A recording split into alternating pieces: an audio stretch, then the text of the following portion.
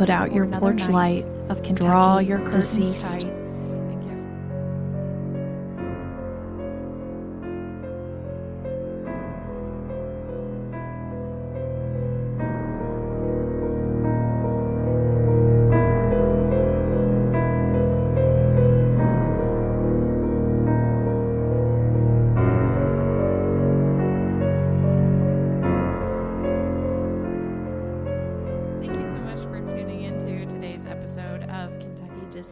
It's going to be a very special episode. I'm sitting here with Julia Gabbard, who is a tour guide, all around many hat wearer, I would say.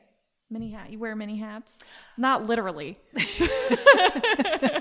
Tour guide and housekeeper. Tour guide and housekeeper at Liberty Hall in the Orlando Brown House. Hi, Julia. Thank you for joining. Hi. Thank you so much for having me. Oh, happy to speak with you. Anytime. Can I tell you an embarrassing story to get started really Please quickly? do. So I'm new to Frankfort. I just moved here in August. And when I came to the Orlando Brown House to meet with Sarah Elliott, I accidentally, unknowingly called it the Orlando Bloom House. And I keep wanting to call it the Orlando Bloom House, even though he is not. I think it's because we have the Johnny Depp connection at the museum. Right, So yes. it's like, And also, there's the alliteration, the bees. yeah, we got the bees in the Orlando. But there's not too many Orlandos, so There's really not. Yeah. I get that. So it's just like, yeah. So every time, we're sitting here in the Orlando Brown House, but in my head, I keep saying it's Orlando still the Bloom Orlando House. Bloom House. And then it just makes me think of blooming onions, and then I just want to go to Outback Steakhouse. You have ADHD just like me, don't you? Yeah, I was going to say, I think we can Squirrel. all maybe diagnose me, but don't, please. They're professionals who do that. Getting very personal at the start of this episode. Anyway, so for those of you who are maybe familiar or not familiar with Frankfort, I would hazard a guess to say that the most famous spirit in town is here. And Julia is going to talk to us a little bit about that. So first, before we get into that, though, I would like to maybe just hear a little bit more about you, about your time here at Liberty Hall, and importantly, what is Liberty Hall? What is the Orlando Brown House? Why do we have it? What does it mean? Okay, so I have been a tour guide as well as a housekeeper at Liberty Hall and the Orlando Brown House. The two homes sit on 4 acres of this historic site here. The Liberty Hall, where we give the tours and the main tours, was built by one of Kentucky's first 2 senators. He helped Kentucky get founded as a state. His name was John Brown, not one of the many John Browns you may have heard of. No one's heard of him. It's really sad. Come take a tour so you can learn about him.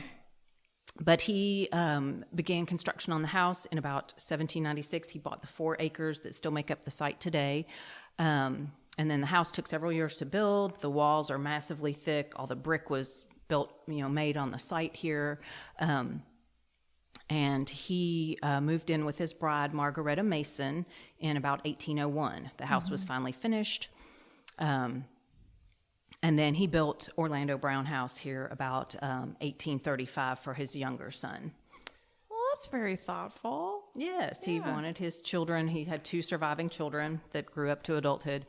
He wanted them to share equally in his in the inheritance, and so that's what's here at the site today. The site is owned by an organization called National Society of Colonial Dames.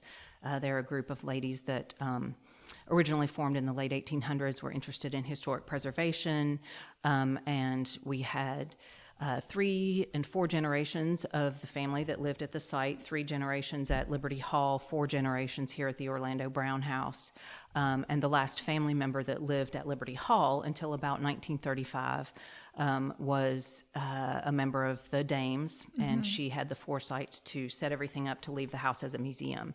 She is the one who had one of the more famous, ghostly experiences, or the first written one that everyone, knew about.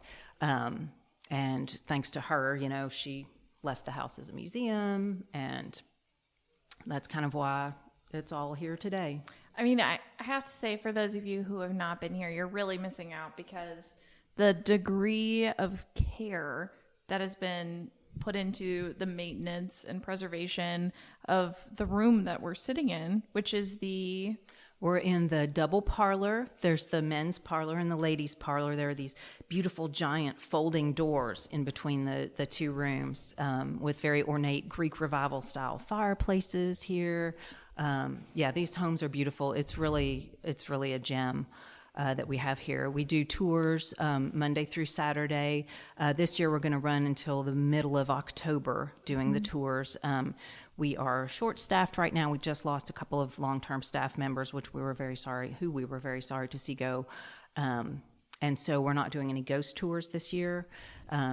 But the tours are at 11:30 and 1:30. You can go to libertyhall.org, sign up on our online portal, and come for a tour. I'm here Mondays and Tuesdays, but we have a couple of other great tour guides who give tours as well. When do you all start back up after the new year? Do you have a date? Start mid-March. Okay. Just in case people are listening after the middle of October, I want to make sure that they know where to go and how to get here. Do you all do events on these properties too? We do. Pre-COVID times, we would have several events a year, including fundraisers, but also just fun events for the community. We would do an event called Barks and Brews in July where people can bring their dogs and just commune. Our gardens are open dawn to dusk year-round for people to come and enjoy. We're situated right by the river, so the river's on the back end of the property, and it's just gorgeous. Oh, I'm excited to get to explore the property a little bit more because I've really only ever been in the not Orlando Bloom house. So the Orlando Bloom. I'm not being very respectful to the space. I apologize. House, the Orlando Brown house. Okay. So anyway, let's chat about this.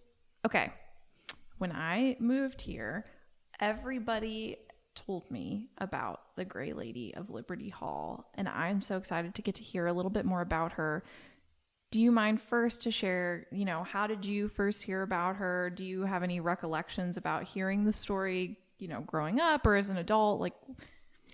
It's in town. I think it's one of those urban legend kind of things where a lot of people know about the Gray Lady, have heard stories, and because in the past we would do, Halloween open houses and have people come through the house, and we would do, in years past, they would put on a little play, a little reenactment of the Gray Lady and have her, that's what the ghost is known as by the public is the Gray Lady because she had been seen in gray, and they would have someone, come down the stairs in this gray flowy thing, and sometimes they would have her stationed in the upstairs window over there at Liberty Hall, the beautiful Palladian window that's on the upper floor. So people would, I still get a lot of visitors who say, whenever I walk past, I'll look up in the window and see if I can see the Gray Lady, and they'll have some little story about how some relative of theirs saw her in the window or something to that effect. Oh my gosh. I love that. So yeah, people have kind of always known about her. I, as a child, I've always been a fan of ghost stories. So I had checked out every book out of the Paul Sawyer Library that I could get my hands on about ghost stories. So I had read about the Gray Lady. And we came on a school field trip when I was, I think, in third grade. And I was super excited. I was like, ooh, I'm going to see the ghost. And it was this rainy day, and a lot of the kids, I think, were scared, ooh, haunted house, oh no. And the teachers were like, oh, the ghosts are out in the garden. We're not going to go out there. It's raining today. It's all fine. So I have a distinct memory of standing in the haunted bedroom, peering out the window into the gardens, desperately hoping to see the Gray Lady. But alas, here I am 40-some years later. She has not shown herself to me personally, but there are many stories. Ooh, so maybe do you feel comfortable to start sharing some of your favorites, or how do you want to talk about her? What is the appropriate way to discuss the Gray Lady? Well, we should probably talk about who she was in life. So I'll have to give you a little context on the Brown family. So John and his wife, Margaretta, as I said, moved in about 1801. They had 5 children total, but 3 of those children died pretty young. 2 of them were boys who died in infancy. The third one was a little girl who died at the age of 7. And so John's wife, Margaretta, was really grief-stricken after the loss of that child. And her whole family was concerned that she was going to grieve herself to death. She became really emaciated. She would wander around in the gardens looking for signs of her angel child, very devastated. So about 4 years after the little girl died, the little girl passed away in 1814. About 1817, Margaretta Brown is still really deep in grief. She had withdrawn from everyone. So her beloved Aunt Margaretta, who was named Margaretta Varick, came from New York to visit, to try to bring some comfort to Margaretta and to help out some, with the family. Margaretta Brown was from New York. This aunt of hers, she had been very, very close to, helped to raise her. She was named after her, so they were very close. So, but her aunt is about 72, I believe, at that time, and she makes this grueling trek from New York in 1817, if you can imagine, the rigors of travel at that time, necessitating being on boats, carriages. Margaretta Varick came down in August so really hot time of the year. So she was, elderly and traveling and possibly the worst time of the year. So she gets to Liberty Hall to try and bring some comfort to the family. But instead she is not feeling very well when she arrives. And so they send her up to the bedroom to rest. And she goes up there and almost immediately is very, very ill. The descriptions are that she was violently ill. It was described as some type of indigestion or something. They don't really know, but she passed away in the space of about 48 hours. Oh my gosh. Seriously. So she came here to comfort and then, And instead of bringing comfort, brought more trouble and grief to the family. Good Lord. So she had been on her way apparently to Illinois to see her own children. And, never made it that far. So they buried her on family property, which was the Browns. Apparently, John had some different properties around town. And apparently it was on the hillside, kind of near where Fort Hill Park is now. There was an old cemetery there. Eventually, all of the Browns were moved to the Frankfort Cemetery, which John Brown also helped to found and organize. And there's a little footnote in one of the family letters that states that Margaretta Varick was moved to the Frankfort Cemetery along with the rest of the family. However, there's not a record of her at the cemetery, and her name isn't on any of the family tombstones. So that might be another aspect to why she might be floating around here, the uncertainty of where she her remains might be. So after she passed away, the first sighting of her was in about 1820 or so. One of Margaretta and John's grandsons had gotten married, and he had brought his bride, Mary Gunn Brown, to stay at Liberty Hall and visit with the family. And they had set her up in that bedroom where old Aunt Varick had passed away, unbeknownst to Mary Gunn, apparently. And at some point, she awakened in the night and saw this figure floating around in the room and screamed and ran out and would never set foot back in that room again. So she was the first one to have seen the spirit. And then her one of her sister-in-laws, once the stories come out, the sister-in-law is like, I saw it too. So at least, Mary Gunn knew that she wasn't crazy or making things up, Yeah. But in many cases, the family seems to have just sort of passed that off, like, it was maybe your imagination, a dream, or whatever. They didn't seem very invested in the ghost story. But that was the first sighting that got written about in family letters. Really? And so how did that, this is a question that's coming directly from a folklorist, so please excuse this, and audience, please excuse it too. Was it passed along orally or through the letters is how we know about these events? Like, how did that kind of re-enter the record? That was mentioned in some of the family letters, just sort of in passing, like an unimportant thing. Yeah, just like, I'm sure it was written off as like marital stress or, yeah, okay. Yeah. So, no one really thought too much of it, although, everyone knew that old Aunt Varick had passed away in that room. But of course, people died in their homes in those days. People are so hung up today on, oh, what if somebody died in my house, or what if somebody died here? Mm-hmm. The world is old. People have died everywhere. I think, Yeah, that's a healthy dose of reality, honestly. Exactly. Yeah. So then the next well written about and sort of documented by the family sighting didn't happen until many years later in the 1880s. Mm-hmm. So that was when that last family member who lived in the house came to visit she was about 20. She apparently didn't really know anything of any of the ghost stories or anything. She was John Brown's great-granddaughter, descendant of John's son, Mason Brown. And she was visiting for the summer from boarding school up in the Northeast, and they had set her up in that bedroom where she was staying. And she awoke in the night, saw this gray figure at the end of the bed, and was startled and yelled out, sort of out of fear. And the family comes running with fireplace pokers and shotgun, thinking that there's an intruder. And of course, the figure's gone, and they're like, "Oh, you had a dream," So it happened for her 3 nights in a row.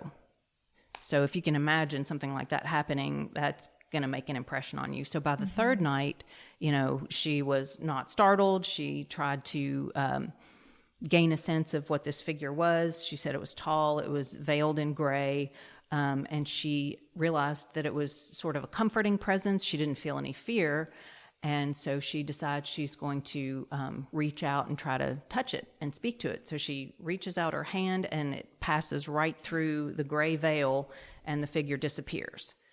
So then she's like, okay, I'm awake. I've seen something. What was that? Mm-hmm. So that's when she really starts, kind of talking to people about what's happened. She knows this is a real thing now. And that's when she sort of starts to hear stories about, she hears from a family friend, oh, old Aunt Varick is at it again.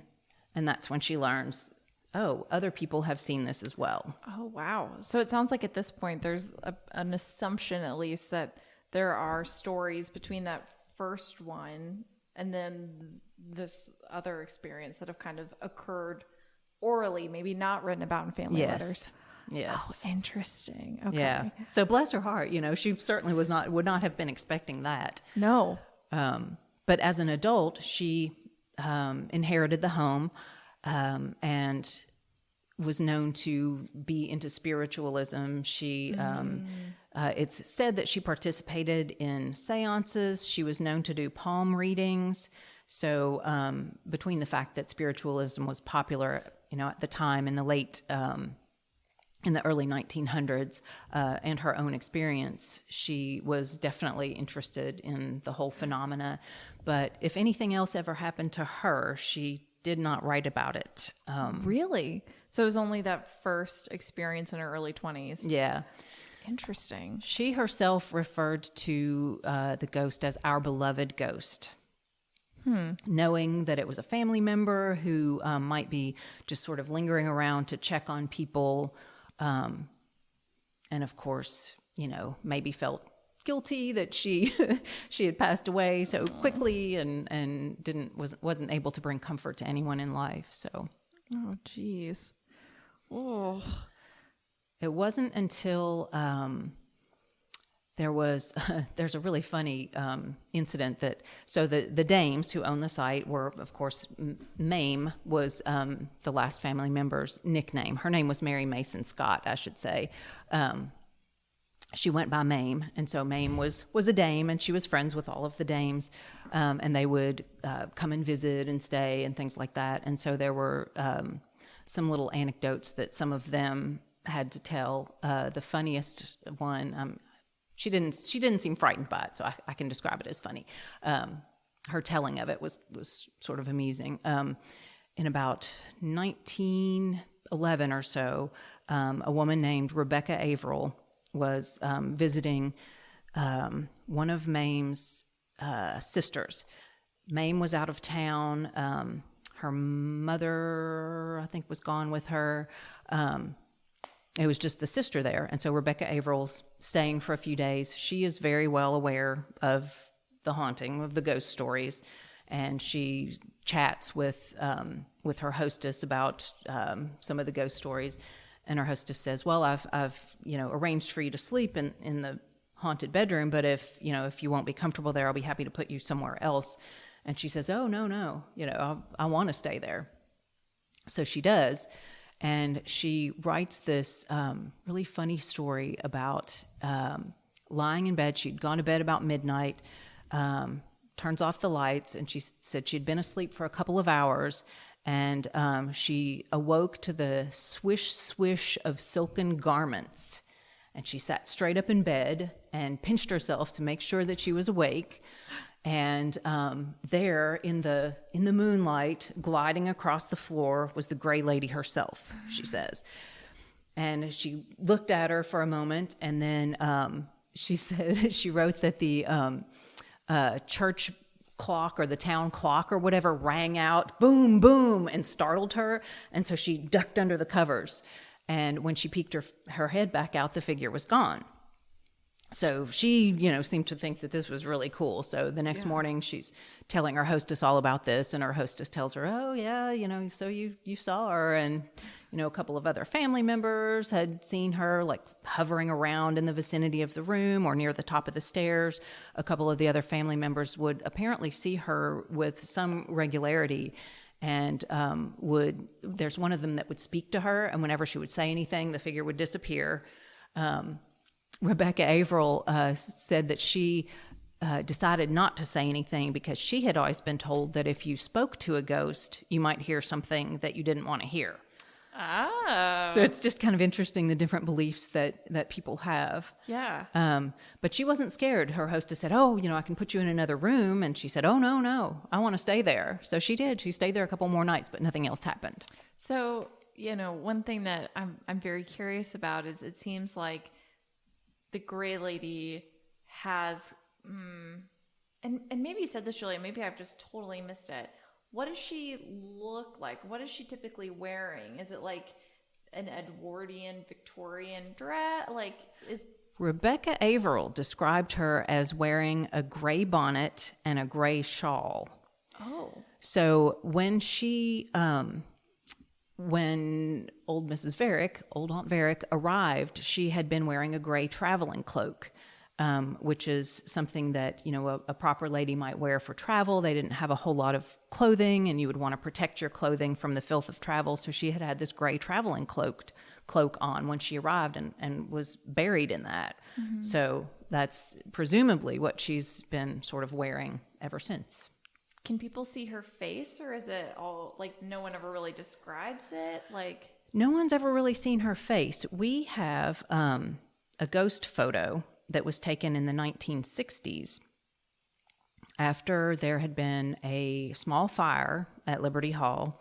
That's a whole other ghost story. So before I get to that, let me tell you real quickly how she came to be called the Gray Lady. Yes, that is, yeah. So after Rebecca Averill's experience, she apparently was telling everybody. She had done some kind of like I am now, speaking to people about her experience and her time, at Liberty Hall.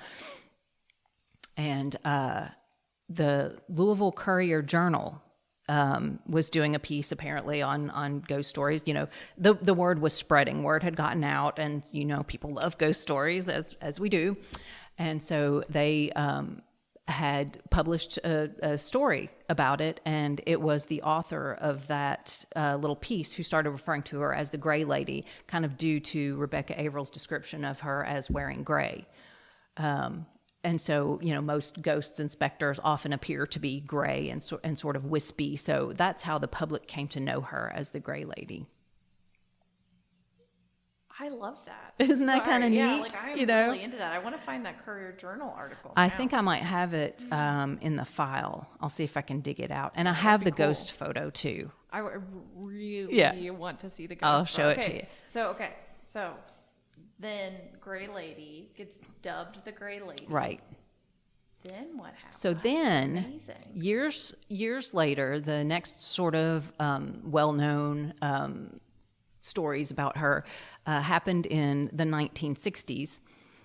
There was this curator at the time named Mrs. Coleman, and she was the tour guide. She sort of looked after things at the house. It's funny, I still get tour guests who remember her. Really? She was still alive, I think, into the 1980s. So, people knew her. She worked at Liberty Hall for like 20 years. So during her time there had been that small fire. Thankfully, not a whole lot of damage done, but it was at the base of the big staircase over there at Liberty Hall. And she had been sort of overseeing some repair work that had needed to be done as a result of the fire.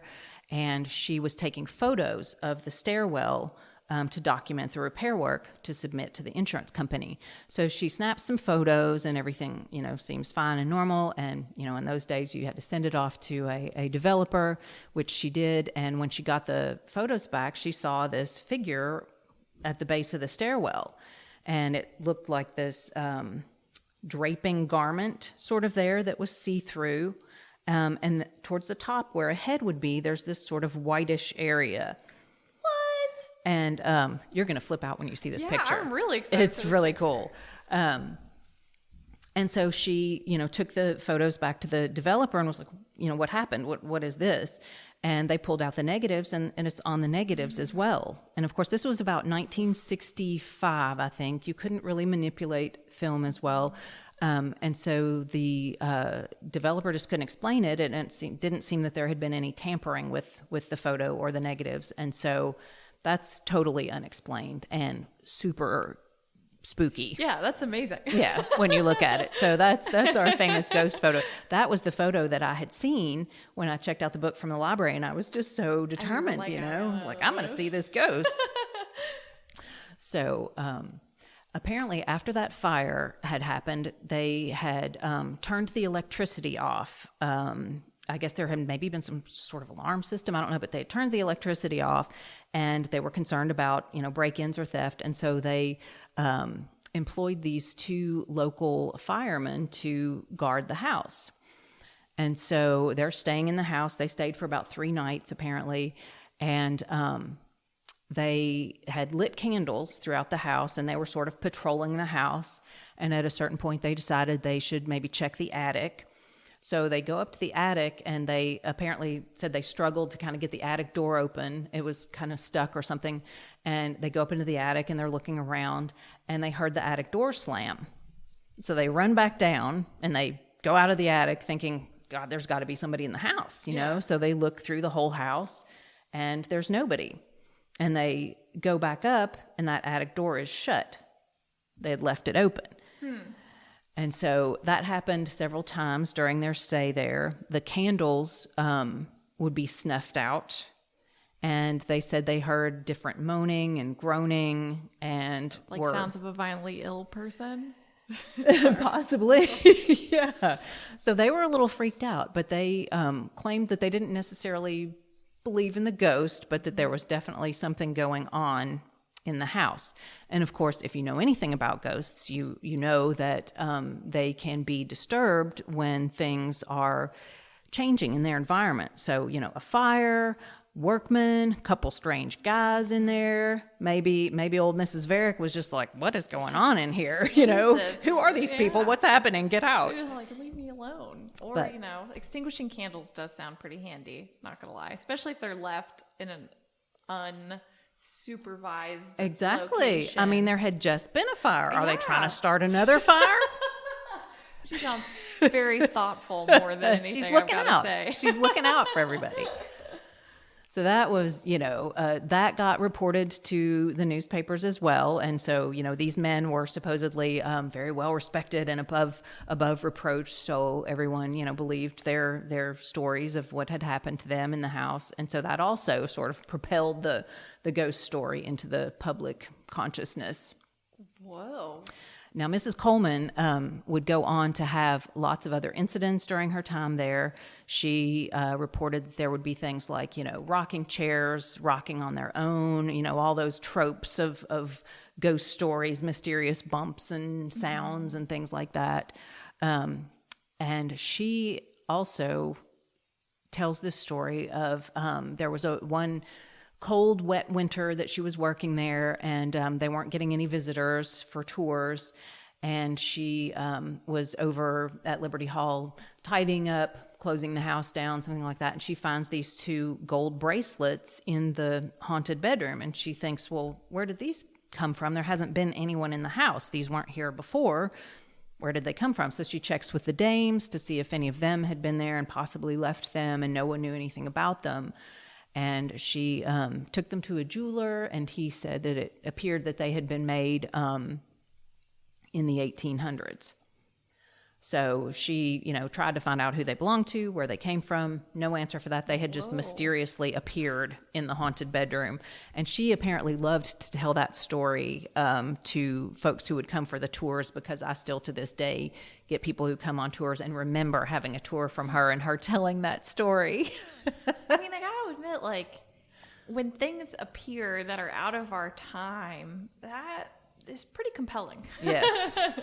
I don't blame her for being very excited to retell that story. Yes, she was a great repository, apparently, of all sorts of tales of Liberty Hall. And apparently visitors, during that time had little experiences like hearing noises, seeing a wispy figure somewhere upstairs, maybe just little things here and there. There is an apartment that had been built on the back of Liberty Hall, extending out over the kitchen, which had initially been a separate building. And people who have lived in that apartment over the years have had experiences. There were quite a few of those. I don't think Mrs. Coleman lived there, but there were some people in the 80s who lived there who had experiences. There was a caretaker. In the past, they used to have someone live there who was like a caretaker or a curator or someone kind of connected with the site itself. Now it's just rented out to a random person, who doesn't have anything necessarily to do with Liberty Hall. But so these caretakers over the years have had some stories. There was a man who lived there in the late 90s, I want to say, or late 80s or 90s, and was just in the apartment reading one night, and he said that the calendar on his wall just began flipping, the pages just began flipping and then ripped off and flung to the floor. Now, he had always heard, he was aware of the ghost stories, he had always heard that you should speak to a ghost. So he addressed her by name and said, Mrs. Varick, will you please stop that? And it stopped, but several pages had been ripped off the calendar. He said that also he had an incident where some candles were flung onto the floor out of the candle holders, and he sort of concluded that for whatever reason, maybe old Mrs. Varick just didn't approve of him being there. So he was a little spooked, I'm sure. I mean, that's reasonable. There was a lady that lived there for several years. This was, I think, still in the 1960s. She had happy experiences with the ghost. She talked about leaving to go shopping or whatever, coming back, and the apartment would be all tidied up. She came back with an armload of groceries one time, and the gate swung open for her on its own. Okay, that's... honestly, other than this gentleman's experience, this ghost sounds incredibly thoughtful. Yeah, that's the one... maybe she didn't like men or something, because to me, the only two times that anything that could be construed as frightening or unwelcoming happened to men. So who knows? Yeah. That's just my supposition. I wouldn't want to ascribe any, I mean, it's motives very to her, but logical based on the narrative evidence. So she doesn't seem bound to necessarily one room. Right, which is kind of surprising, but mainly to the upper floor and the stairwell. There was another man, again, in the 90s, who was a historic researcher, I believe. He was working there on his own one evening, doing some work, And he said that he was in the front parlor, and in there we have John Brown's writing desk and his inkwell with some quill pens. And the guy was in there, and he said he caught some movement out of the corner of his eye and looked over, and there was a quill pen spinning around and around in the inkwell. And he thought he saw a figure in the hallway. And he went and looked, and there was no one there, but he smelled a terrible odor of like rotting meat or something, which dissipated. And he searched the whole house, and there was no one else there. But I think that kind of spooked him a little bit. It seems very out of character for the other stories. Yeah. Which, again, a man. Yeah. So I've kind of like, having read some of these stories, I'm like, yeah, that's the common thread. Anything spooky that's like frightening has happened to the males. So I don't know, maybe she's just, very protective. She'll look after her, sisters, but the guys just need to go. Get out of here. They just need to leave the house alone. These dudes are they're leaving lit candles. Although areas. there is a cute story from the 1970s. There was a guy that some folks may have heard of. His name is Hal Sparks. He's from Kentucky. He is an actor. I think he worked on some shows on the Disney Channel. He also does stand-up comedy.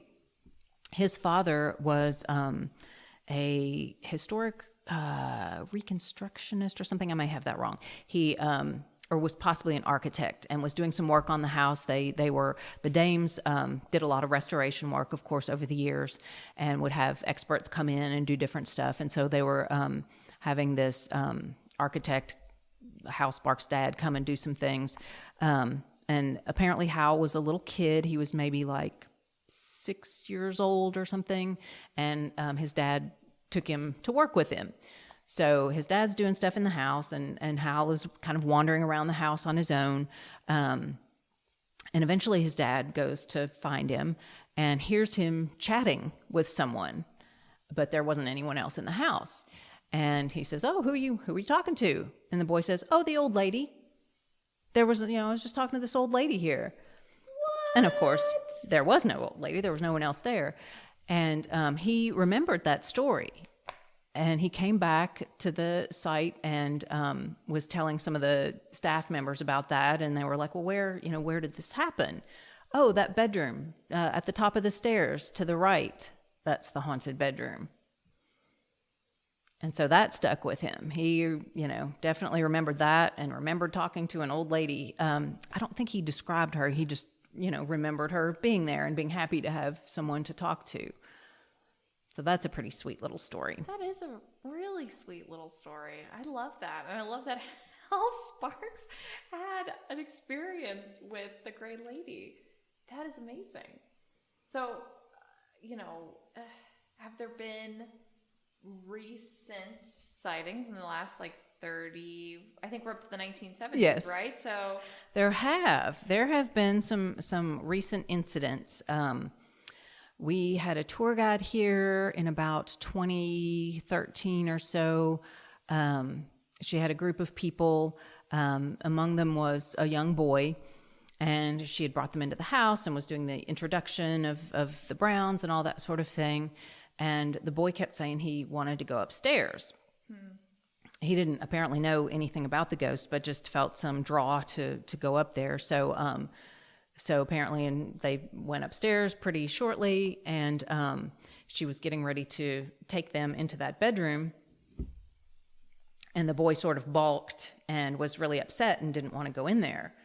And so she let the boy and his mother sit out in the hallway for a few minutes as she took the other guests in there and was talking with them about the room. That was where Mame stayed when she owned the house. So she was talking a little bit about Mame. And then went to check on the boy and his mom and said, is he okay? What happened? And his mother said, "Oh, he said he saw a ghost." And so she said, "Oh," she hadn't even told them about the ghost yet. And she said, "Oh, well, don't worry. She's a friendly ghost. There's nothing to be afraid of, I promise." And the mother said, "Well, he sees ghosts pretty regularly. So, so it shouldn't be that big of a deal to him, but it startled him." And so that was pretty interesting. I thought, this little boy who knew nothing of these stories apparently saw something. And he apparently sees things all the time. Ooh. So as you were saying, if you're, open to it, sometimes that's when things will present themselves. Wild. One of the most, this just blows my mind. This in about 2014, we had a curator who was getting new curtains installed over there in the big formal parlor at the front of the house. There are, I think the ceilings over there are like 12 feet tall. So they had installed these real heavy duty curtain brackets, the kind that are sort of like U-shaped that you set the curtain rod down into. So there are these super heavy, really, of course, long curtains that she had been sort of overseeing the installation and mounting of these curtains. So they were all put up, and she leaves for the day, and she comes back the next day, and they're on the floor, lifted up out of those brackets, thrown on the floor. Whoa. And so, of course, there's only a handful of us that work here, only a few of us that have keys. There's an alarm system, and there was no indication that anyone had been in the house. So, of course, then she's like, well, okay. So she gets them to come and rehang the curtains, which, of course, you have to have a ladder to do, and came in a couple of days later, and they were on the floor again. So she had to get them put back up again. And they've hung ever since. I wonder if maybe old Mrs. Varig did not approve of the curtains, or that is who knows. wild. But so she just kept taking it. But eventually she was just like, eventually all right, she gave fine. up. Maybe your arms got tired of lifting those heavy I can't curtains do this off. anymore. I'm but a specter. I can't be doing this every day.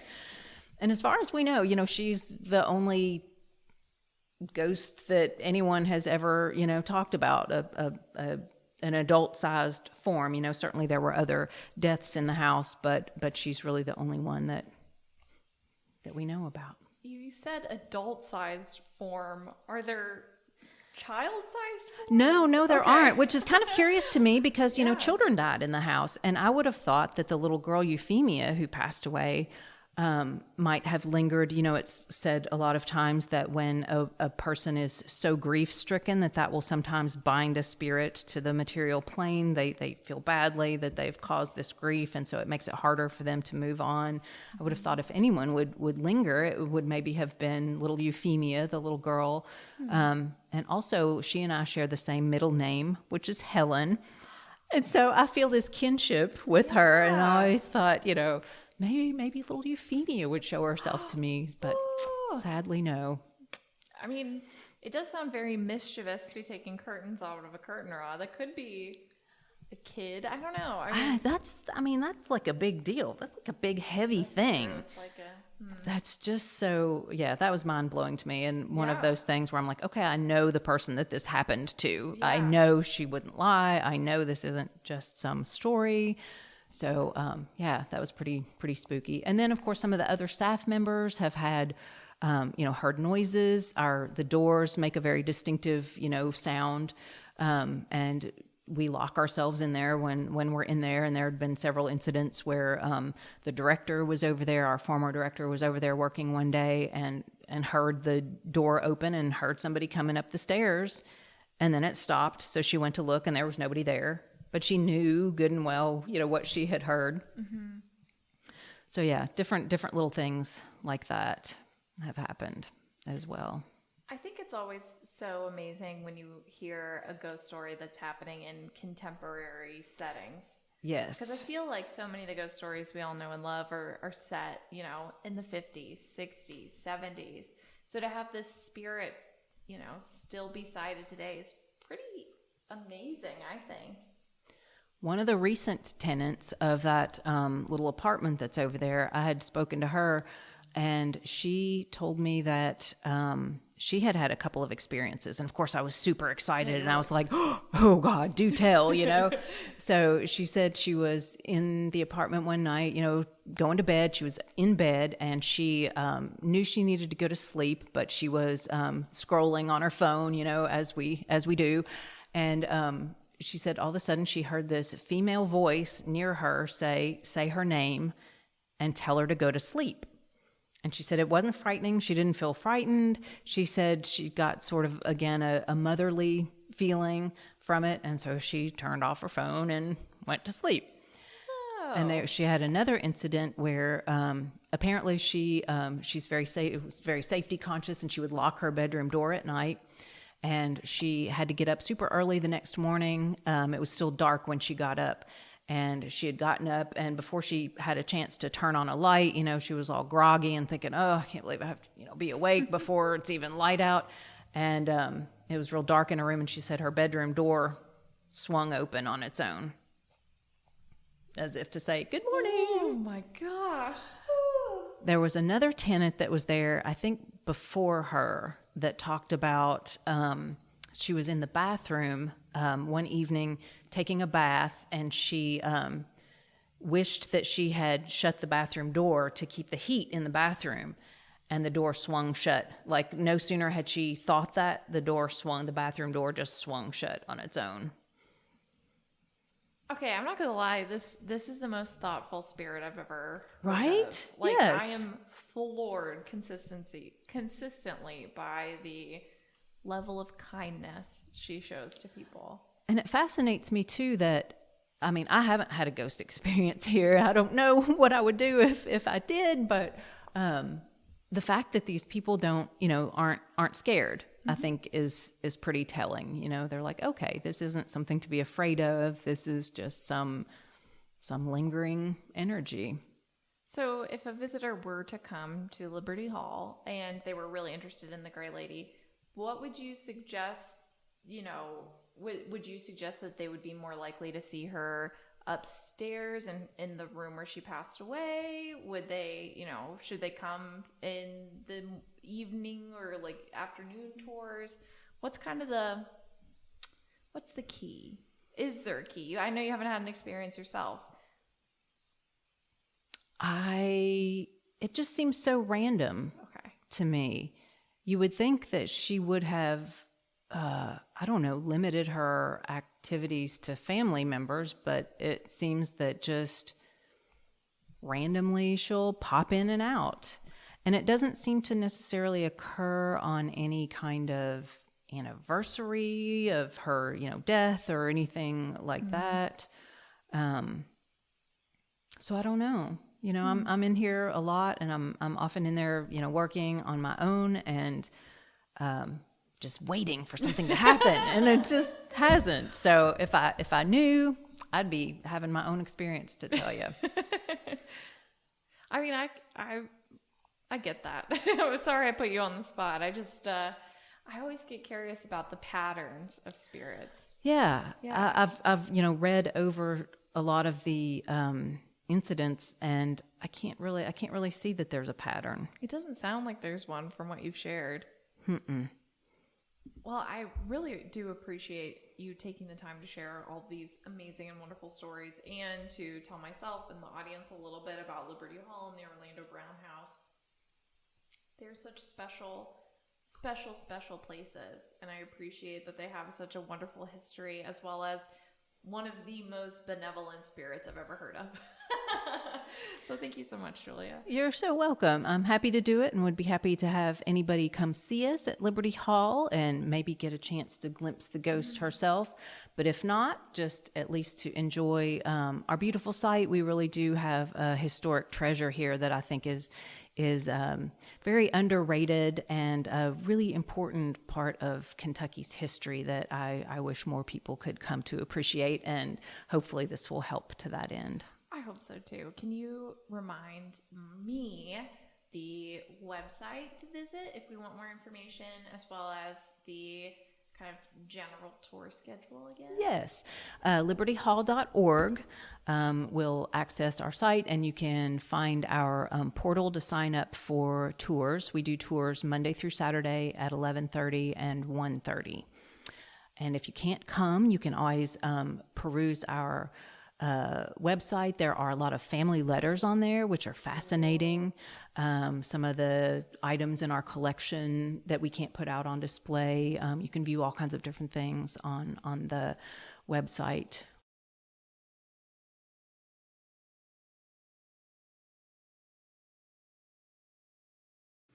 Thank you for joining us again for another episode of Kentucky Deceased Hauntings of Frankfort. We are so incredibly beyond grateful for the Liberty Hall staff for putting this together, with a special shout out, of course, to Julia Gabbard for her wonderful storytelling and faithful research. Also, a huge, big shout out to the one and only Sarah Elliott, who is the Liberty Hall director, for her willingness to let us work together on this episode of the podcast. We love getting to share resources and stories with Sarah and all of the Liberty Hall team. So thank you so much. Also, as always, thank you to the Capital City Museum staff and board for letting this podcast be possible and helping to facilitate its production and distribution. Thank you so much for your time and energy, dear listeners. And as always, please remember to share, like, and review our podcast online.